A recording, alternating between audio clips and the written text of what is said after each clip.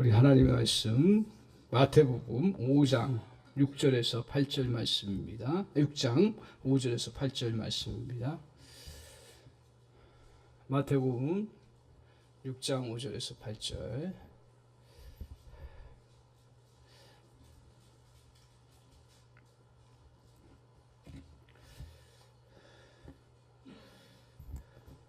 제가 먼저 6장 5절 보겠습니다.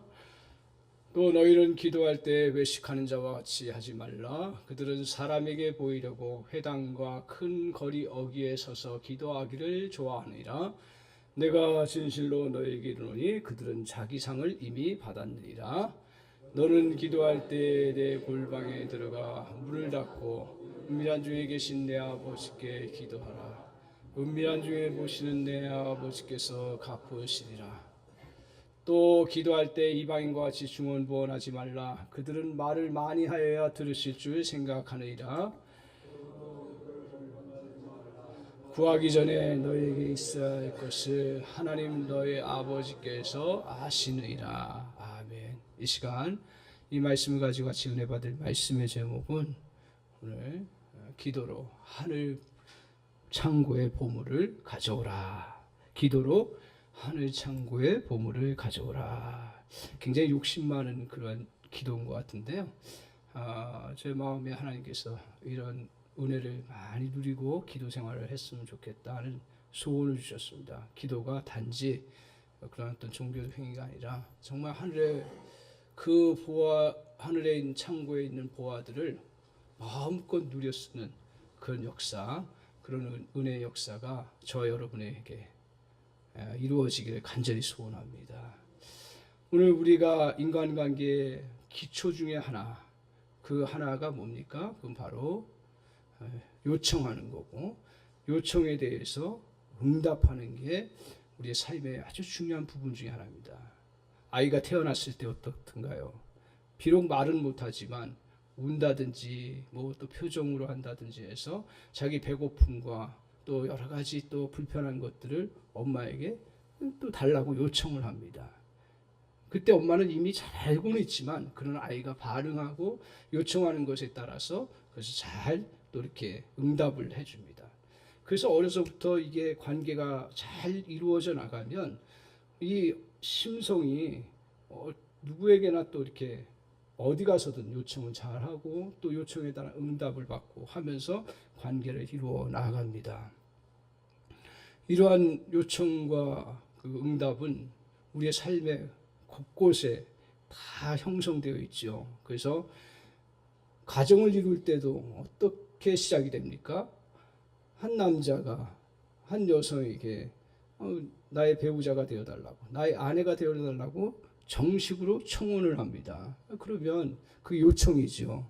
거기에 따라서 그 남자가 내가 남편이 되어주겠다, 또 남편이 되겠다 고백했을 때, 또 그 응답해 줬을 때 그때 같이 한 가정을 이루게 되고, 그리고 또 복된 삶을 살아가게 되는 거죠. 이렇게 가정뿐만 아니라 우리가 직장에 들어갈 때도 어떻게 합니까? 물론 우리가 스펙도 준비하고 여러 가지 다 필요한 거 준비하지만 결정적으로 그 회사에 들어가는 그 계기가 뭡니까? 내가 잘 준비해서 요청을 하는 거죠. 그럼 회사가 그것에 대해서 그래 이 사람 들어와도 되겠다 하고 응답을 해주면 그 다음부터 직장생활이 되는 거예요. 아무리 실력 있고 능력 있고 아무리 자기가 좋아도 요청하지 않으면 그 기업에서 일할 수가 없는 거예요. 이러한 것은 사업상에서도 마찬가지잖아요. 뭐 내가 물건을 팔 때 사람들에게 이런 물건이 있다라는 것을 사라는 요청을 간접적으로 신호를 보내는 거잖아요. 그리고 또 거래처에 가서 또 요구하고 그러면 또 그것에 대한 정당한 응답을 하면 이 사업 거래가 일어나요. 그러니까 인간사의 모든 과정은 요청과 응답이라는 아주 중요한 그러한 관계로 형성되어 나가고 있다 하는 것을 우리가 알 수 있습니다. 오늘 하나님과의 관계에서도 이런 원리가 그대로 적용된다 하는 생각을 하게 됩니다. 하나님의 자녀가 되는 순간부터 우리에게는 어떤 길이 열리냐면 기도할 수 있는 길이 열려요. 이 기도라는 게 뭐예요? 내가 하나님 앞에 요청하는 거죠. 그리고 하나님이 그에 따라서 응답해 주심으로 이 관계가 형성되고 우리가 하나님과의 우리의 관계가 잘 이루어져 나갈 수 있는 그런 토대가 되는 거죠. 이게 바로 기도라고 우리가 볼 수가 있습니다. 그런데 이렇게 이제 기도하면서 요청을 하지요. 근데 어떤 사람은 기도하면서 요청하면서 많은 것들을 얻고, 또 어떤 사람은 그렇지 못한 그러한 모습의 신앙생활을 할 때가 참 많습니다. 이걸 비유로 보면, 우리가 쇼핑할 때 보면 두 종류의 사람이 나타나요. 특별히 이제 남자들이 주로 그럴 터인데, 쇼핑하러 가면 어떻든가요? 부인들이 쇼핑하러 가자 하려면 남자들 이제 그냥 같이 이제 또 이렇게 쇼핑해 주죠. 근데 부인들은 가서 열심히 보면서 아끼고 뭐 절약하고 하지만 그래도 뭐 어떻게 돼요? 물건들을 잔뜩 사오죠. 남자들은 물건을 들어주기는 하지만 자기가 가져오지는 않습니다. 물론 사람마다 틀리지만 이게 이제 쇼핑식의 기도는 어떤 것도 얻지 못한다라는 걸 보여주는 거예요. 그러니까 진정한 내가 물건을 사고자 하는 그런 마음을 가지고 결단하고 그 쇼핑을 할 때하고 그냥 구경하고 나아갈 때는 그 결과가 엄청 차이 나는 것처럼 기도도 똑같다라는 거죠. 기도도 겉으로는 같이 쇼핑하고 같이 함께하는 것 같고 같이 많은 시간을 보내는 것 같지만, 그런 어떤 사람에게는 많은 것들을 얻고 어떤 사람은 전혀 얻지 못하는 그러한 모습을 가질 때가 참 많습니다. 제가 이 기도 설교 준비하면서 하나님께서 계속 우리 교회적으로 제가 기도하는 것 중에 하나, 열매 맺는 인생이 됐으면 좋겠다. 물론 우리가 많은 그러한 그 하나님 주시는 축복들을 누렸지만 더 이제 구체적으로 삶에 많은 열매를 맺고, 교회 사역도 이제 더 영혼 구원의 열매도 맺고, 또 선교도 그냥 퍼져서 그냥 쫙 하는 게 아니라 필리핀이라는 곳에 가서 정말 더 많은 영혼들을 구원하는 실제적인 열매를 얻었으면 좋겠다는 게 이제 기도 제목인데, 그런 기도 제목을 생각하면서 내 기도가 정말 열매를 많이 가져오는 기도냐, 아니면 그냥 종교적 행위과 그 나의 위로와 안식을 누리는 기도로만 끝나느냐, 아니라는 거죠. 제 마음속에 우리 성도님들과 함께 오늘 하늘 보물 창고에서 보물을 다 가져오는 정말 실질적인 기도의 능력자가 됐으면 좋겠다, 그런 마음의 소망을 갖게 되었습니다. 그러면서 기도의 용사인 존 라이스라고 하는 분이 아주 기도에 대해서 그가 능력 있고 그리고 많은 기도의 응답의 역사를 이루었던 그 원인을 한 문장으로 표현하고 있습니다. 뭐라고 표현하냐면, 기도는 이렇게 얘기합니다. 신의 관광을 하는 멋진 세단이 아니다. 기도는 곧장 창고에 가서 뒷칸을 열고 물건을 실어서 집으로 가져오는 트럭이다. 저는 저도 비롯해서 많은 그리스도인들이 세단 타고 가서 멋지게 구경하면서 좋았다 라고 하는 그런 신앙생활을 많이 할 때가 있지 않나. 오늘 그것은 사람들한테는 멋있게 보이고 사람들한테는 정말 인정받을지 몰라도 기도의 열매가 없는 거예요. 저는 트럭이 되고 싶습니다.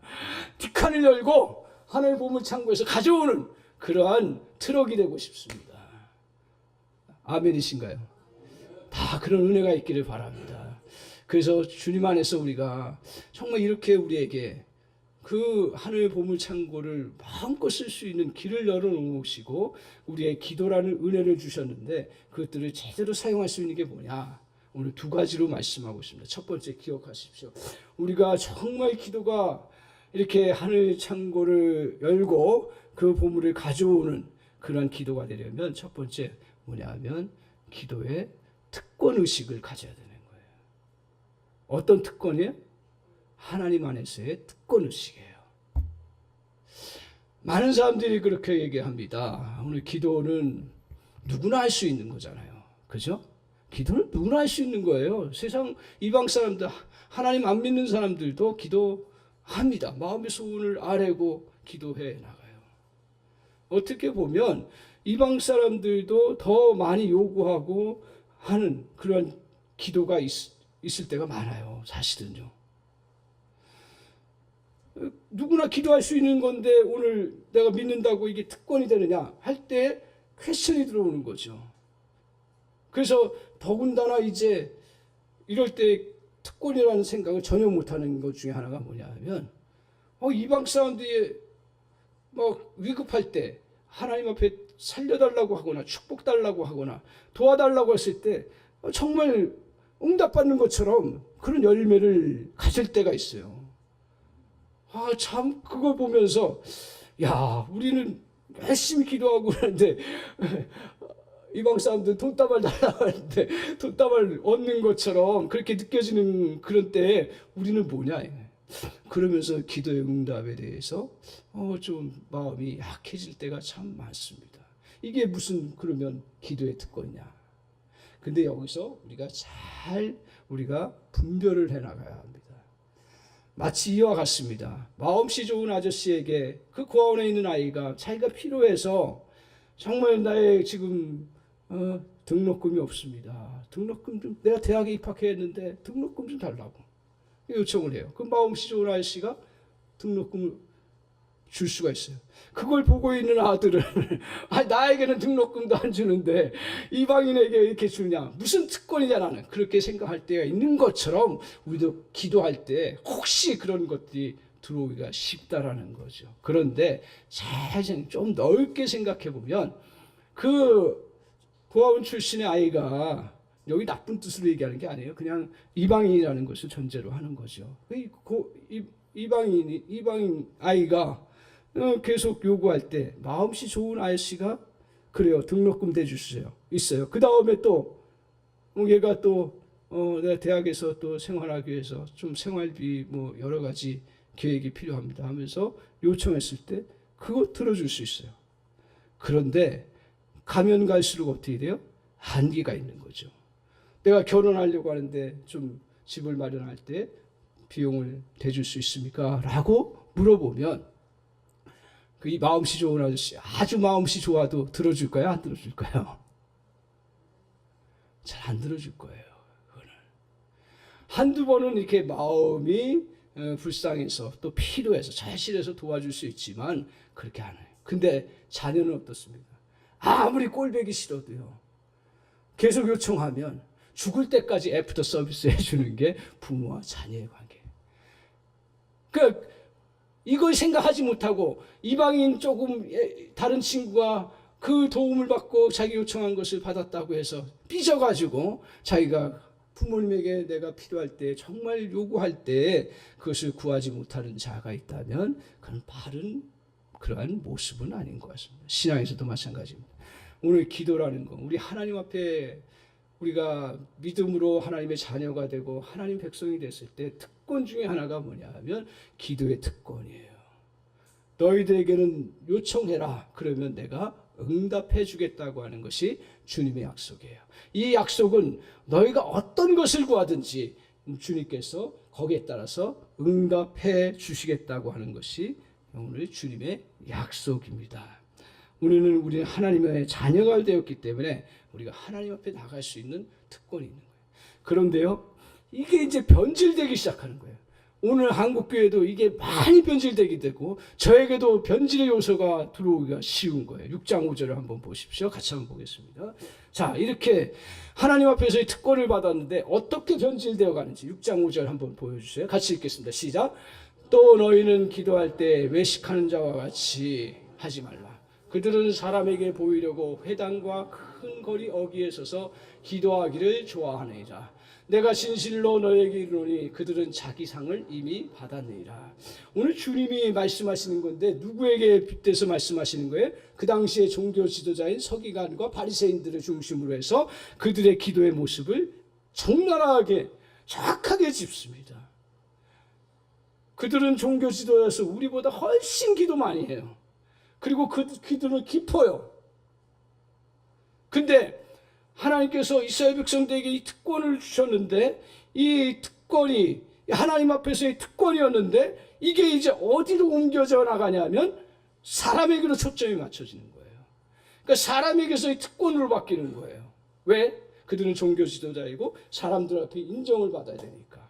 그러니까 그들은 어떤 식으로 바뀌냐면 이제 열심히 기도하겠죠. 저 사람들이 기도 안 하는 사람들이 아니에요. 기도하는데 이제 자기도 모르는 사이에 의식 속에 어떻게 들어오냐 하면 내가 종교 지도자로서 인정을 받고 또 다른 사람한테 또 좋은 평가를 얻으려면 그 다음부터는 어떤 식으로 나오냐면 그때 외식하는 모습으로 사람에게 인정받으려고 하는 기도의 모양으로 바뀌어 나간다라는 거예요. 그래서 저기서 외식이 나오는 거예요. 외식이라는 것은 뭐 자기 원하는 것을 이렇게 막 이렇게 가장하고 그런 게 아니라 하나님 앞에서 볼 때는 하나님을 의지하지 아니하고 다른 그 얻으려고 하는 그러한 모습으로 기도하는 것을 외식이라고 이야기를 하죠.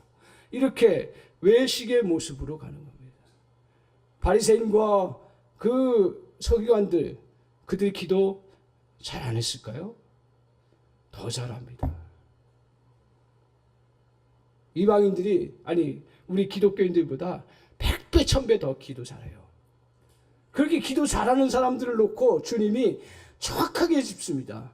그 특권은 누구를 어디에서 얻는 특권이었어요? 원래는 하나님에게서 응답받는 특권이었는데 이게 이제 사람에게서 응답받는 특권으로 바뀌는 거예요. 그래서 이 사람들은 어떤 식으로 바뀝니까? 이제 어디 외출에 나갔다가도 하루에 3번씩 기도하는 시간을 가지니까 그걸 조용히 기도하면 되는데 이제 기도의 장소를 일부러 어디로 택하냐면 시장을 택하고 그리고 그 사람들의 정말 사거리를 선택해서 기도하기 시작하는 거예요. 왜? 나 봐달라 이거예요. 그러면 어떤 결과가 옵니까? 야, 훌륭한 그런 종교인이고 신앙인이구나. 그리고 저 사람은 정말 바리새인처럼 바리새인들이 이렇게 훌륭한 신앙생활을 하는구나. 그래, 그들은 정말 정당한 대가를 받을 만한 자격이 충분한 사람. 다 인정해주고 거기에 따른 보상이 따라오니까 사람들이 그 바리새인과 서기관들이 어떤 식으로 바뀌어요?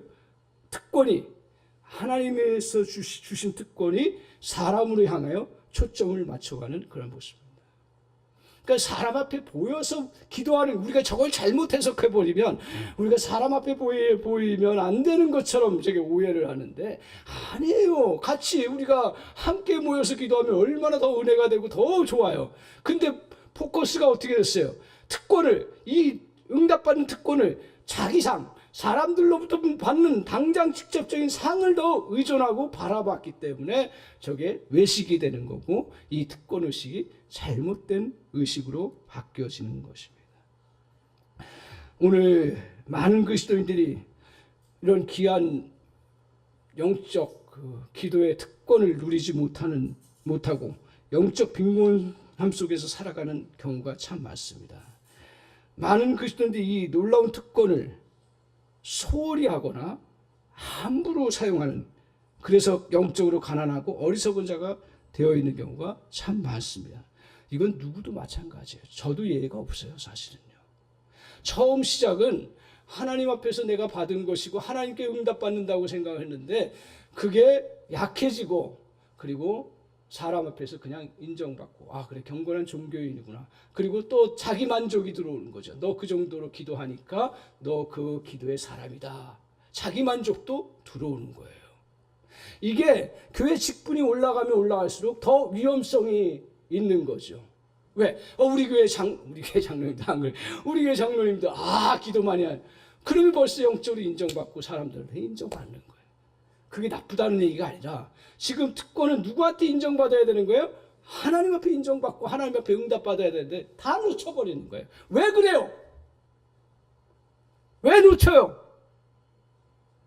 하나님 보이지 않기 때문에. 그리고 기도 응답에 대한 확신이 없기 때문에 그런 거예요. 잘못된 기도의 내용, 기도 응답에 대한 그런 생각도 있지만 기도의 응답에 대한 확신이 없는 거예요. 기도 응답하면 어떤 걸 기도 응답이라고 합니까? 우리는 기도 응답을 어떤 식으로 생각하냐면 이방인처럼 기도해요. 그러니까 기독교 신앙이 매우 필요한 거죠. 이방인들은 어떤 게 기도 응답이에요? 쉽게 비유로 얘기하면 자판기에 내가 돈을 넣어요. 1,000원짜리를 넣어요. 그러면 1,000원짜리 그 음료가 나와요. 2,000원을 넣으면 뭐가 나와요? 햇살, 맑은 햇살. 그 나오죠. 그 자기가 눈만큼 나오고 요구한 만큼 나오는 거예요. 틀림이 없어요. 그러니까 사람들은 그게 더 확실한 거예요. 근데 요청과 응답의 관계라고 그랬잖아요. 기계는 요청과 응답 관계 속에서 요청하면 내가 원하는 대로 다 오는 거예요. 이게 오늘 기복신앙이나 우상종교가 우리에게 주고자 한다는 그 사인이에요. 실제로는 그렇지도 않아요. 그런데 그런 것을 채워준다고 생각해. 내가 원하는 것을 다 준다는 거예요. 근데 이 응답과 요청은 사람 관계에 있을 때는 달라지는 거예요. 인격 관계에 있을 때는 달라지는 거예요. 그래서 우리가 주일학교 때 세 가지로 응답의 역사를 이야기하잖아요. 너무 잘 알고 있는 말씀. 먼저 응답받으면 첫 번째 뭐가 있어요? 주일학교 잘 나와요. 첫 번째 뭐예요? 응답 요청했어요. 그러면 응답이 뭐예요? 예스. 그래, 내가 주겠다. 그래요. 다 하나님이 주세요. 제가 고상한 신앙생활 제가 하려고 하는 것도 아니에요. 하나님이 우리가 구하면 줘요. 지난주에 우리 성도님 한 분, 저희 두 분을 내가 발견해. 지갑 잊어버렸다고 기도 부탁하더라고요. 야, 기도 그거 부탁해. 근데 부탁하고 또 찾았어. 또 한 분도, 어떤 분인데 기억이 안 나. 한 분도 지갑 잊었다고 또 기도 부탁해달라고. 기도 뭐 마음속으로 잠깐 하죠. 그걸 내가 심각하게 기도를 안 해요. 그런 거 가지고는. 근데 또 찾았어. 그게 아주 우스운 이야기인데 하나님은요, 사실은 우리가 필요할 때 구하면 들어주세요. 너무 고상하게 할 필요 없어요. 그 예스가 있어요. 어떤 것도 하나님이 다 응답해 주시는 예스가 있어요. 그게 거의 다 차지해요. 그런데 두 번째로 뭐가 있냐면, 두 번째로 노가 있어요. 노는 응답이 아니라고 생각해요. 애들이 그렇지. 어렸을 때 내가 엄마한테 내가 자기 좀 먹고 싶은 게 많아요. 근데 그 엄마가 볼 때는 그 불량식품이야. 그러면 엄마가 그것을 그래 너 먹어라 하고 사줘요? 안 사주죠. 그러면 거절하는 거 응답이 아니에요. 얘가 요구하는 거 거절한 거 응답이 아니에요. 응답이죠. 응답. 우리 하나님과의 관계성 속에도 우리가 막 열심히, 물론 다 선한 것을 구한다고 하지만 우리가 하나님의 입장에서 볼 때는 당장 필요 없는 것도 있고 그게 나에게는 소용없는 것도 있고 여러 가지가 있는데, 그래서 응답하지, 그거 노라고 거절하시는 것처럼 보이는 일들이 있어요. 그럼 그걸 응답이라고 생각 안 하는 거예요. 많은 거, 내가 원하는 것만 이루어져야 응답이라고 생각하는 거예요. 그러니까 이게 신앙의 성장이 안 이루어지는 거죠. 원하는 것만 한다. 근데 세 번째는 또 뭐가 있어요? 웨이트가 있어요. 웨이트라는 건 뭐예요? 기다리라는 얘기잖아요. 자, 어린아이가 5살짜리 아이가 엄마한테 칼 달라고 해요. 큰 칼 달라고 그래요. 자기가 쓰겠다고. 그러면 줘요, 안 줘요? 안 줘요. 왜 안 줘요? 위험하니까. 아직 때가 안 됐으니까. 때가 안 됐어요. 그럼 몇 살 때 줘요? 한 적어도 얘가 좀 청소년기를 지나고 자기 통제할 수 있을 때 너 한번 요리해보라고 칼 주잖아요. 저도 딸내미 청소년 때 칼 안 줬어요. 그 다음부터 이제 한 좀 이렇게 대학 들어갈 때 좀 요리해보라고. 이게 비근한 데 있지만 그게 왜 그래요? 때가 있다라는 거죠. 기다리라 이거예요. 하나님도요, 성경을 통해서 보세요. 왜 요셉 얼마나 착했고 얼마나 믿음대로 살려요. 그러나 기다려라. 다윗도 기다려라. 그러면서 계속 기다리게 한 그러한 과정들을 겪어야 해요. 우리는 그것을 응답이라고 생각하지를 않는 거예요. 근데 기도하다 보면 알아차려요. 기도하다 보면. 그래서 오늘 우리가 이렇게 기도할 때 이 기도가 정말 나에게 이런 방식으로 오고 반드시 기도가 응답받는다라고 하는 사실을 기억하고 나아가야죠. 그러면 우리 안에 하나님의 특권의식을 가지고 하나님이 주신 특권이라고 생각하면 우리가 주님 앞에서 부르짖고 나아갈 수 있는 은혜가 있고, 그리고 하늘의 창고에서 많은 걸 끄집어내요. 우리 주님이 이렇게 기다려라, 그리고 아닌 것 같다라고 할 때에도 주님이 비유를 통해서 그래도 낙심하지 말고 기도하라고 하는 기도의 그 비유가 있습니다. 그것은 여러분 잘 알다시피 누구예요? 불의한 재판관과 과부, 그 사건을 통해서 기도는 이렇게 기도가 응답되지 아니하고 원하는 상황 속에서 이루어지지 않는 것 같을 때도 낙심하지 말고 계속 기도하라는 그 말씀을 우리에게 주세요. 뭐라고 하셨냐면 오늘 불의한 재판관이 누구의 이야기도 듣지 않아요. 심지어는 하나님도 무시하는 그런 불의한 재판관이에요. 그런 자에게 오늘 그 가부가 너무 억울한 일이 생겨서 요청을 해야 되는데 요청을 하면 전혀 반응을 하지 않는 거죠. 오히려 내쫓고 더 그냥 힘들게 하고 하는데 이 불의한 그 가부는 어떻게 합니까? 어떨 때 기도해요? 내가 억울한 일 당하고 이거 해결되지 않으면 안 되고 반드시 이루어져야 된다고 생각하고 계속 요청하는 거예요. 끊임없이 요청하는 거예요. 나중에 그 불의한 재판관이 자기가 생각하면서 자기가 스스로 이 여인의 소리를 듣지 않으면 매일 나를 괴롭히기 때문에 내가 못 살기 때문에 들어줘야겠다 해서 응답해주는 사건을 비유로 얘기하면서 우리 주님께서 너희들 아무리 힘들고 어려운 거 있어도 그래도 끝까지 네가 응답되지 않는 것처럼 보여도 끝까지 그 특권을 사용해서 주님 앞에 나와라. 불의한 재판관조차도 그 자기의 뜻을 자기의 계획을 벗어나서 응답해 주는데 하물며 하나님께서 너희들의 기도를 들어주지 않으시겠느냐. 그래서 여러분 기도하십시오. 나에게 더디되는 것 같고 놓으라고 거절하는 것 같아도 하나님 앞에 정말 이 기도의 특권이 있고 반드시 주님이 응답해 주신다. 그 믿음 가지고 구하고 나가세요. 제가 요새 가끔 축구를 보는데 프로축구, 손흥민 축구를 보는데 호날두도 가끔 보고요. 근데 도전을 많이 받는 거예요. 저 사람 저렇게 실력이 있고 저렇게 능력이 있는데도 불구하고 딱 볼 때 보면 저 사람들 그 운동장에서는 죽을 듯이 뛰더라고요. 죽을 듯이 뛰는 거예요. 보니까요. 그 사람들이 체력 좋다고 해서 막 뛰는 게 아니더라고. 정말 그 한 게임 죽을 듯이 뛰더라고. 그걸 보면서 제가 도전을 많이 받아요. 너는 기도할 때 죽을 듯이 기도하느냐. 하나님은요, 우리의 그 정성과 노력을 통해서 그 어떤 결과를 주시진 않지만, 정말 너희가 그 기도의 특권이 있다면, 기도하는 장에서 너희가 진짜 이 특권이 있음을 믿고, 너에게 축복이 있음을 믿고, 죽을 듯이 기도하냐 이거예요. 매달리라는 거예요. 그러면, 여러분, 정말 주님이 신실하게 여러분의 문제들을 해결해 주시는 놀라운 역사를 베풀어 주실 줄 믿습니다. 하늘 창고에서 여러분 가져와야 합니다. 가져와야 돼요. 여러분 특권이 있다라는 거예요. 내가 당당하게 나가서 하늘에 그 무수한 보화가 있다라는 것을 기억하고 여러분이 너무 점잖 떨지 마시고 쇼핑식으로 하지 마시고 정말 트럭을 가지고 와서 달려가서 요청하고 구하고 그리고 그 속에서 새로운 깨달음과 은혜들을 누리면서 정말 하나님의 그 풍요로움을 누려나가는 은혜가 있기를 바랍니다. 우리 강수 사나이가 이런 교회 되기를 원합니다. 나는 고급 종교로 가기를 원하지 않아요.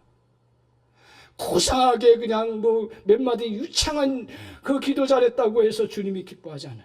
우리 교회는 정말 가난한 심정으로 주님 앞에 매달리지 않으면 죽는다. 그렇지만 우리가 아무리 죽을 고비에 있고 아무리 어려운 상황에 있고 아무리 힘든 상황에 있어도 우리 하늘 창고에서는 뭐든지 끄집어낼 수 있는 은혜가 있다. 내가 그것을 누릴 수 있는 특권이 있다. 믿습니까? 그 은혜를 붙잡고 나가야 돼. 여러분 기도가 그냥 고급적으로 그냥 한가할 때 하는 게 아니라 내가 죽고 사느냐의 문제 앞에 있을 때 하늘 창고를 열지 않으면 내가 열 수 없다고 하는 절박한 마음으로 주님 앞에 나아갈 때 그 은혜가 임하는 놀라운 역사가 있는 줄 믿습니다. 우리 그런 마음 가집시다. 주님 우리에게 주신 놀라운 특권인 줄 믿습니다. 세상에서는 얻을 수 없는 놀라운 하나님 안에서의 축복인 줄 믿습니다.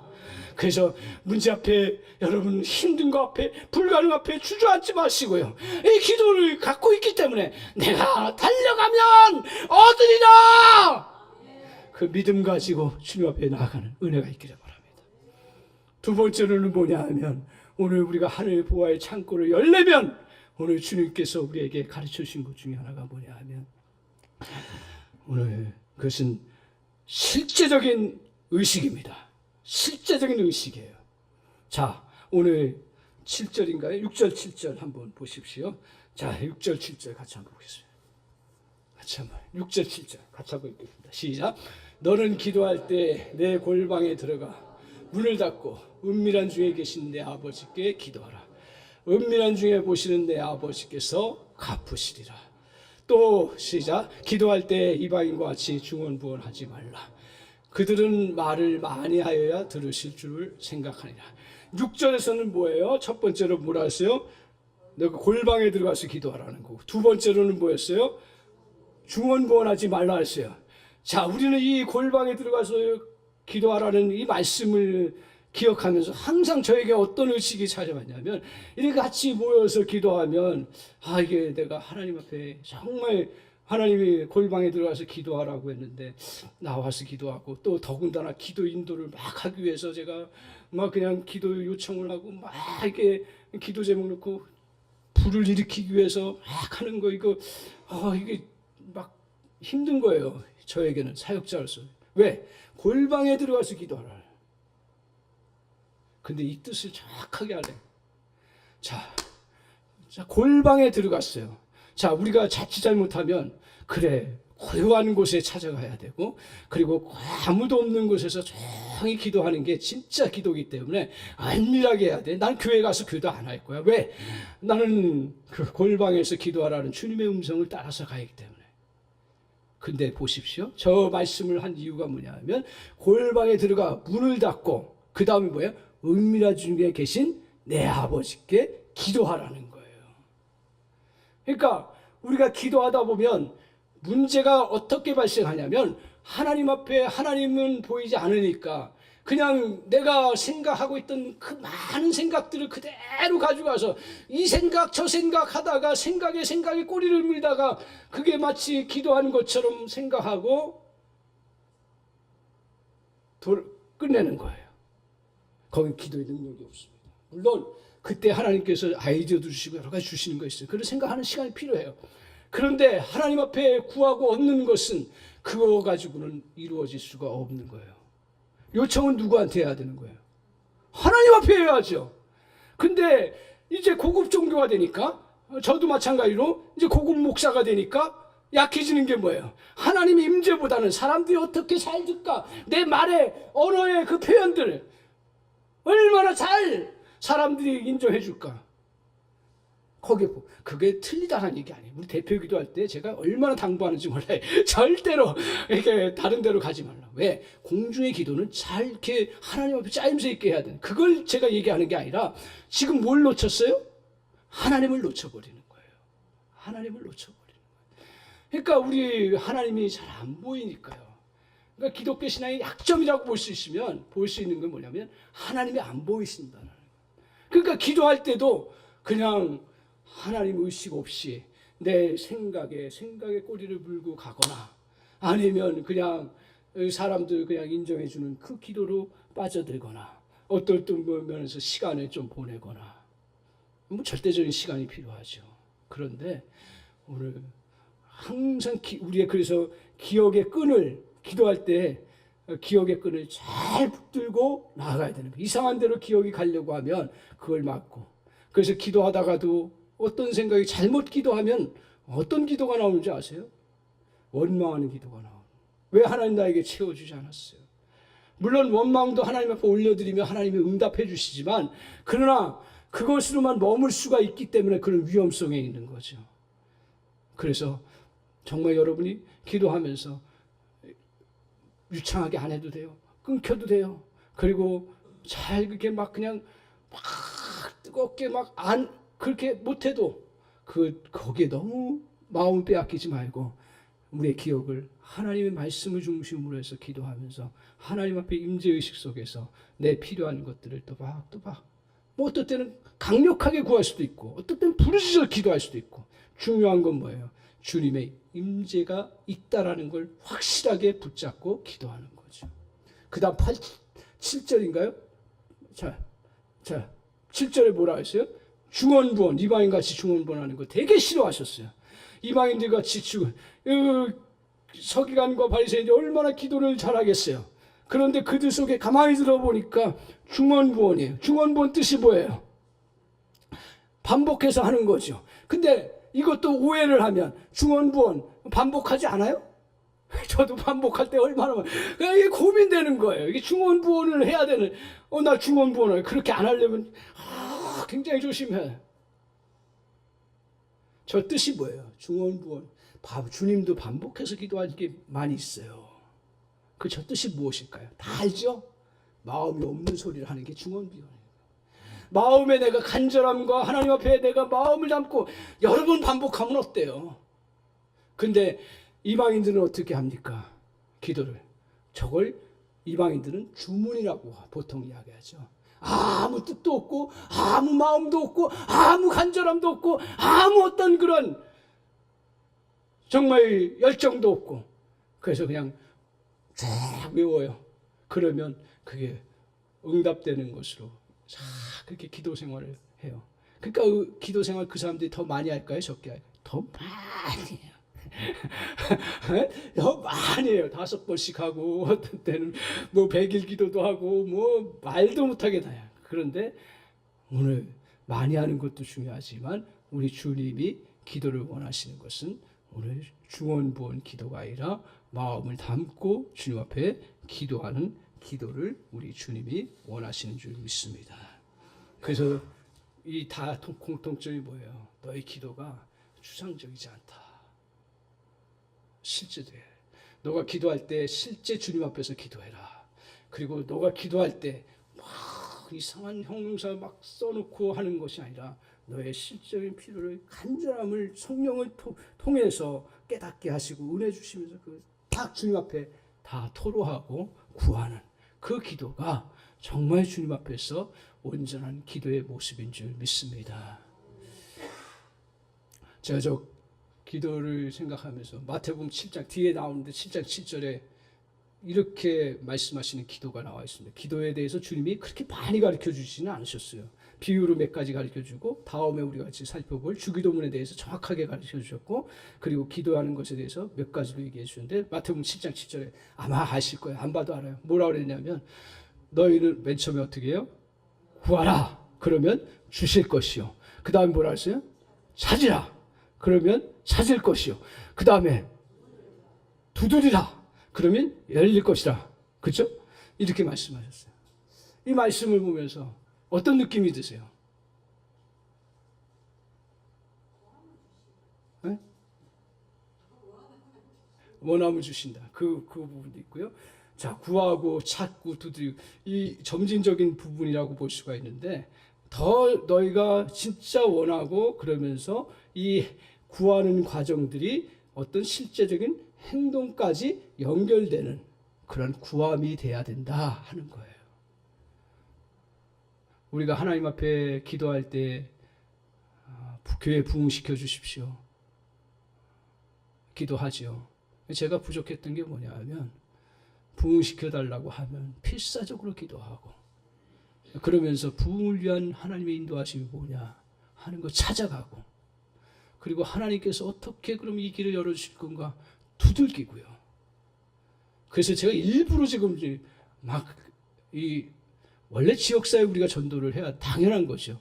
그럼에도 불구하고 제가 공공기숙사를 계속 붙잡는 이유 중에 하나가 뭐냐면 너 정말 구하냐 이거예요. 정말 영혼 구원하기를 원하느냐.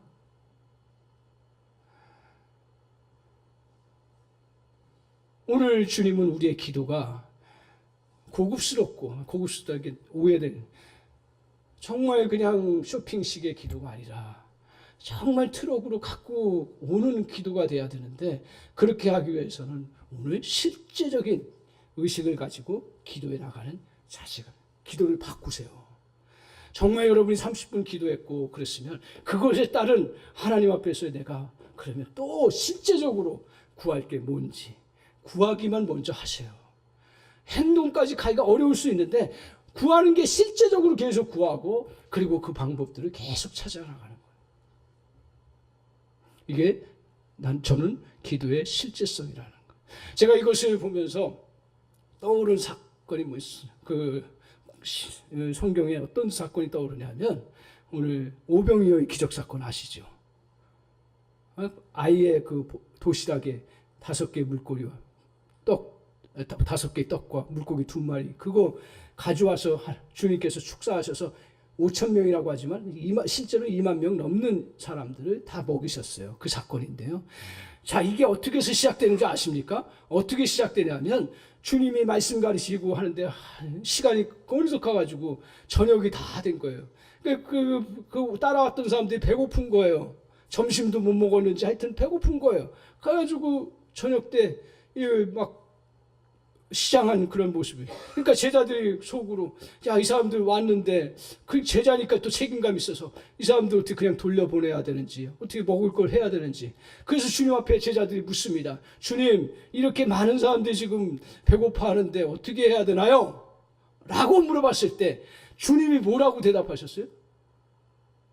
주님 뭐라고 응답하셨어요? 맨 처음에 그래, 너희가 가서 먹이라 이거예요. 쉽게 얘기하면 너희가 찾아서 먹이라 이거예요. 그렇죠? 먹이라 이거예요. 너희가 찾아와라 이거예요. 그래서 필립은 머리가 돌아가지고 머리가 좋으니까 비상하니까 이거 하려면 200데나리온이라는 돈이 필요한데 지금 돈이 없습니다. 못합니다. 근데 제자 중에 한 사람이 안드레인가요? 안드레가 막 열심히, 성경에는 안 나오지만 그 한 애를 찾기 위해서 얼마나 돌아다녔겠어요. 다 없다고 그러는 거. 다 누가 도시락을 가져요. 근데 마침 도시락 하나 가져온 애가 있어요. 그래서 야야야 대신 우리 주님이 좀 쓰실 수 있으니까 야야 너 배고프지만 조금 미안하다 하면서 어떻게 했는지 가지고 왔어요. 걔하고. 그래 아저씨 드세요. 그런 마음으로 가져왔어요.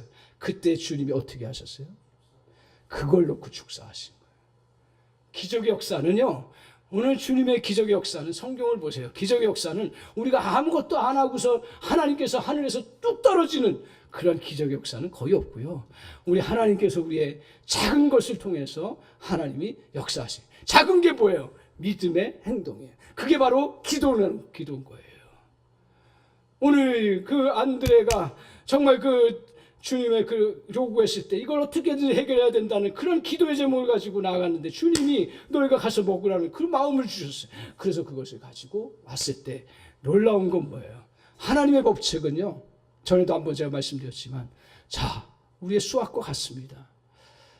하나님은 수학적으로 보면 무한대세요. 그죠? 하나님 무한대세요. 무한대시잖아요. 하나님 무한대세요. 근데 이 무한대가 무한대 역사를 이루려면 하나는 곱해야 되는데 오늘 많은 사람들이 아무것도 없이 그냥 하나님 앞에 드림도 없이 그냥 드려졌을 때 무한대는 제로가 되는 거예요. 그런데 거기에 하나만 붙어도 무한대는 어떻게 돼요? 하나 곱하기 무한대는 뭐가 돼요? 무한대가 되는 거예요. 야, 그렇구나. 주님의 역사는요. 자, 여러분, 하나님의 놀라운 기적과 은혜와 능력의 역사들을 누려나가고 싶습니까? 여러분, 오늘 저에게 계속 하나님께서 요새 성도님 통해서도 주시는 것 중에 하나가 뭐냐면, 목사 하나 열정 가지면 그 성도들이 다 영향을 받는다라는 거예요. 아, 그렇구나. 나는 우리 성도들이 열정을 갖기를 소망하고 막 그렇게 했는데 아니더라고요. 오늘 어느 집사님이 목사님 한 사람 열정만 가지면 성도들이 그거 받고 도전 받아요. 그리고 막 퍼져나가요. 아, 그렇구나. 하나님의 역사도 마찬가지. 여러분 한 사람이 정말 하나님 앞에 기도하고 하나님 앞에 드려지면 이 하나가 무한대하고 만나면 무한대가 되는 놀라운 역사가 이루어질 줄 믿습니다. 그 은혜가 있는. 그걸 못하는 거예요.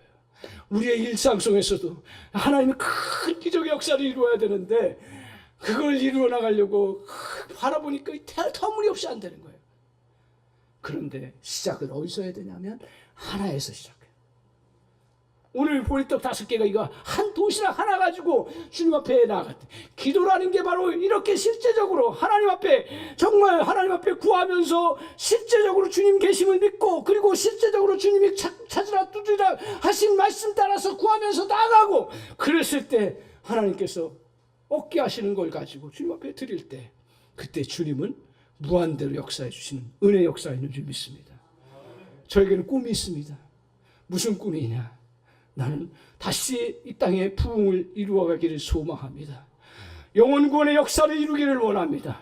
다 전도 안 된다고 할지라도 우리 주님이 구원하시고 역사하시는 은혜를 펼쳐나가기를 원합니다. 아멘 안 하세요? 아멘. 나는 그 꿈이 있습니다. 우리 교회가 그 꿈을 갖고 있습니다.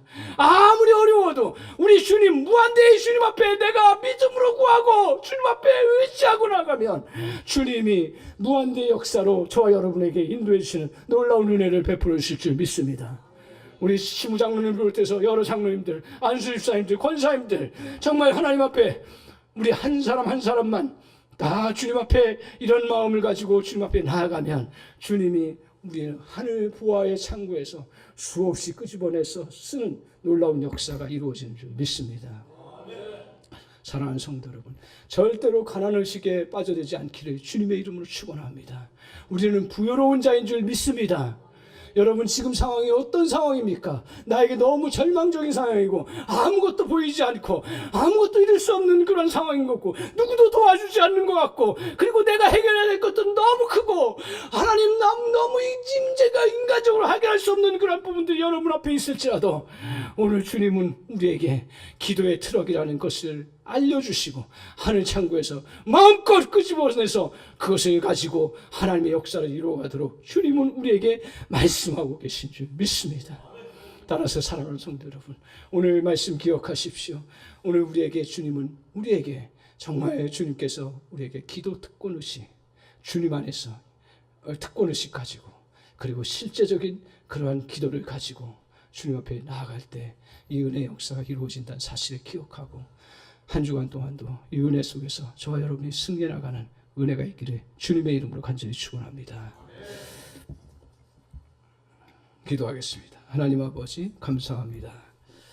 저희들 오늘 기도로 하늘 창고의 보화를 가져오라는 말씀을 가슴 깊이 담기를 원합니다.